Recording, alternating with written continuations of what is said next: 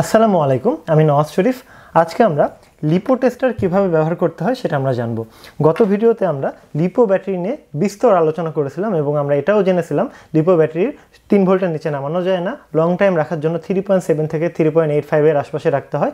যখন আপনি এটা নিয়ে কোনো ফ্লাইটে যাবেন বা এটা নিয়ে যখন আপনি কোনো কিছু চালাবেন তখন আপনাকে ফুল চার্জ করে বেরোতে হবে এবং প্রত্যেকটা সেলের ভোল্টেজ 4.2 ভোল্টেজ হতে হবে। আমি যে ভোল্টেজগুলো বললাম এগুলো প্রত্যেকটা সেলের। এখন আমাদের মনে অনেকের প্রশ্ন থাকে এই লিপো টেস্টারটা আমরা কীভাবে ব্যবহার করব এবং একটা লিপো টেস্টারে যখন আমরা অ্যালার্ম ভোল্টেজ সেট করব, অ্যালার্ম ভোল্টেজ সেট করার পরে যদি আমরা এটা আবার খুলে ফেলি তখন পুনরায় আবার অ্যালার্ম ভোল্টেজ সেট করতে হবে কিনা, এই ইনফরমেশনগুলো আমরা দিব এবং আমরা প্র্যাকটিক্যালি করে দেখব। এখন আমরা বলি যে লিপো টেস্টার আমরা কেন ব্যবহার করব। সবার কাছে কিন্তু মাল্টিমিটার থাকে না। এখন আমরা জেনেছিলাম লিপো ব্যাটারি, যে ব্যাটারিগুলো আমরা ব্যবহার করি 2200 mAh হোক, 1550 mAh হোক, 1100 mAh হোক, এই ব্যাটারিগুলোর আমাদের দেখা যাচ্ছে 3টা সেল দিয়ে বানানো হয়, মানে 11.1 ভোল্টের ব্যাটারি আমরা সব থেকে বেশি ব্যবহার করি। লিপো টেস্টার দিয়ে আপনি 1 থেকে 8 সেলের ব্যাটারির ভোল্টেজগুলো প্রত্যেকটা সেলের ভোল্টেজ আপনি দেখতে পারবেন এবং অ্যালার্ম সেট করতে পারবেন। আমরা মাল্টিমিটার যদি ব্যবহার করতে চাই আমরা প্রত্যেকটা সেলের ভোল্টেজ আমরা পরিমাপ করতে পারি, কিন্তু যখন আমরা হুটহাট কোথাও প্লেন নিয়ে বের হই তো উড়ানোর জন্য বা ড্রোন নিয়ে বের হই বা হুটহাট যখন আমরা রিসার্চ করি তখন বারবার প্রত্যেকটা সেলের ভোল্টেজ ব্যালেন্স পোর্ট দিয়ে মাল্টিমিটার দিয়ে মাপা আমাদের জন্য সময় সাপেক্ষ এবং কষ্টসাধ্য। তার পাশাপাশি মাল্টিমিটার সবার কেনার ক্ষমতা থাকে না, এটা হয়তো বা সামনে কেউ কিনবে বলে প্ল্যানিং করে রেখেছে। সেক্ষেত্রে লিপো টেস্টার বেস্ট একটা সমাধান, যেটা আপনার সর্বনিম্ন একটা ভোল্টেজের নিচে নেমে গেলে সে অ্যালার্ম দেবে, এই ভোল্টেজটা আপনি সেট করে নিতে পারবেন। আর তার পাশাপাশি আপনি প্রত্যেকটা সেলের ভোল্টেজ আপনি দেখতে পাবেন। আর আমরা অনেকেই টিফিনের টাকা জমিয়ে জমিয়ে বা পকেট মানি বা বিভিন্ন দেখা যাচ্ছে ঈদের সালামি টাকা জমিয়ে জমিয়ে আমরা এই প্রজেক্টগুলো করছি। কেউ ড্রোন বানাতে চায়, কেউ প্লেন বানাতে চায়। আপনাদের কে মানে আমি কি মন থেকে কি বলবো, আমার ভাষা নাই, তবে আমার একটাই কথা, সেটা হচ্ছে আপনি থেমে থাকবেন না। আপনি এত বড় একটা রিস্ক নিয়ে কাজ করছেন এবং আপনার কনফিডেন্ট আছে যে আপনি পারবেন, এটাই অনেক বড় কিছু। এই কনফিডেন্টটা সবাই পায় না। সবাই মনে করে এত টাকা ইনভেস্ট করব, যদি সফল না হয়, এই চিন্তাতে অনেক মানুষ সফল হয় না। তা আপনার মধ্যে এই চিন্তাকে কাটিয়ে উঠে আপনি এইগুলো জায়গাতে ইনভেস্ট করে কিছু একটা করার চেষ্টা করেন, ফ্লোটা ধরে রাখেন। প্লেন তৈরি করে প্লেন ক্র্যাশ করবে, ড্রোন তৈরি করে ড্রোন ক্র্যাশ করবে, আপনি আরসি বোর্ড বানাতে যাবেন, বোর্ড ডুবে যাবে, তারপরে আপনার বিভিন্ন প্রজেক্টে ইএসসি জ্বলে যাবে, ব্যাটারি ফুলে যাবে। এটা আপনার ভুলের কারণে হবে অথবা কোনো একটা ভুলের কারণেই তো হবে, তাই না? আচ্ছা, অথবা ডিভাইসেরও সমস্যা থাকতে পারে, তবে এগুলো আপনাকে কাটিয়ে উঠতে হবে যেন আপনি সামনে এগোতে পারেন। তো যাই হোক, আমি এখন আপনাদেরকে সরাসরি দেখাবো যে কীভাবে আমরা লিপো টেস্টারের মাধ্যমে প্রত্যেকটা সেলের ভোল্টেজ আমরা চেক করতে পারি আর আমরা কিভাবে আমরা অ্যালার্মটা সেট করতে পারি। তার আগে আমি একটা কথা বলে নিই, সেটা হচ্ছে আপনি প্রত্যেকটা সেলের ভোল্টেজ কখনোই 3-এর নিচে নামাবেন না। এখন আপনি যদি হিসাব এরকম করে করেন, টোটাল 3টা সেলের ব্যাটারি 11.1 ভোল্ট টোটাল ব্যাটারির ভোল্টেজ, আপনি 9-এর নিচে নামাবেন না, এটা আপনার ভুল ধারণা। কারণ দুটা সেলের ভোল্টেজ 4.2 ধরেন থাকলো, 4 + 4 8 আর 2 + 2 তাহলে 8.4 ভোল্টেজ আসে আপনার দুটা সেল মিলে। 3 নম্বর সেলে আপনার ভোল্টেজ হলো 0.7। এই ব্যাটারিটাকে আপনি কোনোদিন চার্জ করতে পারবেন না, চার্জ করলে ব্যাটারিটা ফুলে যাবে। আবার এরকম হবে যে আপনি যখন ব্যাটারির মানে এটাই হলো না, ব্যাটারি ভোল্টেজ প্রত্যেকটা সেলের যে কোনো একটা সেলের ভোল্টেজ যদি 3-এর নিচে নামিয়ে দেন, ব্যাটারিটা আপনি ঠিকমতো চার্জ করতে পারবেন না। এই জন্য 3-এর উপরে রাখবেন, 3-এর নিচে নামানোর চেষ্টা করবেন না। 3-এর নিচে 2-1 পয়েন্ট নামলে সমস্যা নাই, মানে পয়েন্ট আকারে নামলে সমস্যা নাই, কিন্তু বেশি নেমে গেলে ব্যাটারিটা আর কখনোই চার্জ উঠবে না। আর আরেকটা বিষয়, সেটা হচ্ছে ব্যাটারি কেনার পরে কখনোই ফুল চার্জ করবেন না, কখনোই ফুল চার্জ করা হবে না। ফুল চার্জ করে যদি রেখে দেন ব্যাটারিটা ফুলে যাবে। অর্থাৎ দুইটা ক্ষেত্রে কেমিক্যাল রিয়াকশন হয়। একটা হচ্ছে আপনার 3 ভোল্টের নিচে যদি নেমে যায় তাহলে আপনার ব্যাটারিটা চার্জ করা যায় না। আবার আপনার যদি ফুল চার্জ করে রাখেন, আপনি যদি ইউজ না করেন, সেক্ষেত্রে ব্যাটারিটা ফুলে যাবে। তাহলে আপনাকে আপনি যখন লং টাইম রাখার চেষ্টা করবেন, অবশ্যই আপনাকে 3.7 থেকে 3.85 আশপাশে ভোল্টেজ করে রাখতে হবে। যদি আপনি চার্জ করে ফেলেন তাহলে আপনাকে কোনো একটা কুলার বা কোনো একটা লাইট কানেক্ট করে ব্যাটারির ভোল্টেজ 3.7 বা 3.85 আশপাশে আসার পরে আপনাকে কাট অফ করে দিতে হবে। সেক্ষেত্রে আপনি এটা দিয়ে আপনি অ্যালার্ম সেট করতে পারেন। 3.8 ভোল্টের নিচে নামলে অ্যালার্ম দিবে এবং আপনি খুলে ফেলবেন, আপনি অনায়াসে তারপরে স্টোরেজের জন্য রেখে দিতে পারবেন। তো চলুন আমরা প্র্যাকটিক্যালে বিষয়টা দেখে আসি। আমাদের কাছে দেখেন এখানে 3টা ব্যাটারি আছে, এটা হচ্ছে 2200 mAh, এটাও 2200 mAh এবং এটা 1550 mAh, যেটার স্টিকার উঠে গেছে। আচ্ছা, এই দুইটা আমার ভাইয়ের ইউজ করা, আর এটা হচ্ছে আমাদের নতুন ব্যাটারি। আর এটার একটা ইতিহাস আছে, সেটা আমি আপনাদেরকে একটু বলার চেষ্টা করি। এই ব্যাটারির ভোল্টেজ কখনোই 4.2 করে রাখা যাবে না, অর্থাৎ স্টোরেজ মোডে 4.2 প্রতিটা সেলের ভোল্টেজ থাকা যাবে না। অর্থাৎ যদি থাকে সেক্ষেত্রে আপনার ফুলে যেতে পারে, ব্যাটারিটা খুব দ্রুত নষ্ট হয়ে যেতে পারে। সেক্ষেত্রে আমার ছোটো ভাই এই ব্যাটারিটাকে ফুল চার্জ করেছিল, যেটার ভোল্টেজ হয়েছিল 12.6। তখন আমি ওকে বললাম যে ব্যাটারিটার ভোল্টেজ 3.8 প্রতিটা সেলে নামিয়ে রাখতে হবে। তো সে কী করলো, একটা কুলার এর সাথে কানেক্ট করে 2-3 দিন রেখে দিয়েছে, আর মনে নাই। তখন কী হয়েছে, আপনার ব্যাটারিটার ভোল্টেজ একবারে নিচে নেমে গেছে এবং ব্যাটারিটা ফুলে গেছে। এই ব্যাটারিটা আর কখনো ইউজ করতে পারবেন না, অর্থাৎ একদিন মাত্র ব্যবহার করতে পেরেছে এই ব্যাটারিটা। তো এই বিষয়টা অবশ্যই ফলো রাখবেন। আপনি যখন কোনো কুলার কানেক্ট করে রাখবেন, অবশ্যই আশেপাশে থাকার চেষ্টা করবেন যেন সেল ভোল্টেজটা আপনি দেখতে পান। এটা খুবই সেন্সিটিভ একটা জিনিস, এটা ভুলের কারণে আপনার ব্যাটারিটা নষ্ট হয়ে যেতে পারে। অর্থাৎ আমরা চাই যে লং টাইম টিকুক, সেক্ষেত্রে আমরা চেষ্টা করি 3.8-এ নামিয়ে রাখবো, 3.7-এ নামিয়ে রাখবো, অর্থাৎ 4.2 প্রতিটা সেল থেকে।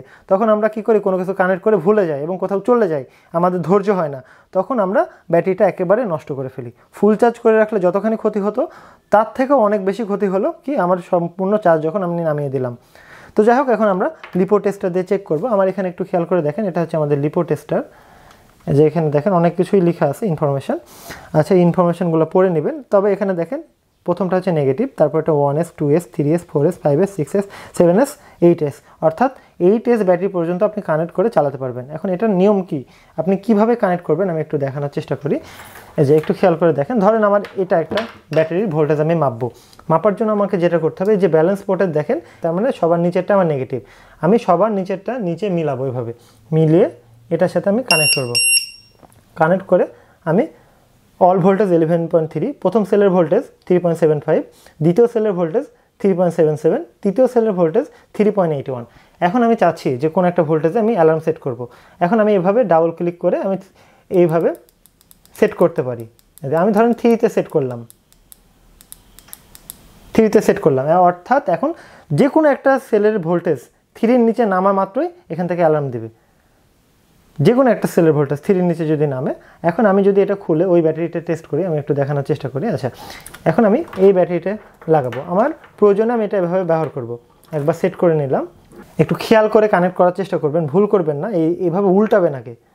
উল্টানোর পরে দেখেন আমার নেগেটিভ নিচেরটা, আমি নেগেটিভের সাথে এভাবে ব্যালেন্স পোর্টটা কানেক্ট করব এবং আমি এখানে এখন ভোল্টেজটা চেক করব।